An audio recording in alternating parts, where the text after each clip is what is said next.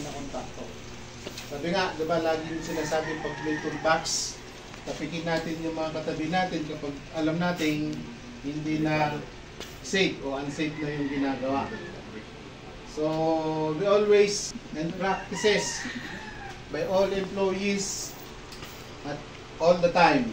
So, kasi nyo, itong, ano yan, ang sabi dyan, lahat ina-expect. Sabi nga, everyone's responsibility. So, ibig sabihin, lahat ng magiging, kung naman yung behavior natin, practices na ginagawa natin sa loob ng PMFTC, ina-expect talaga nila na kino-comply natin yun.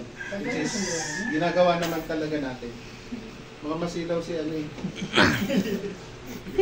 So, principles and practices, ayan, i-run through lang natin yan. So, sabi nga, yan, responsibility, yung compliance.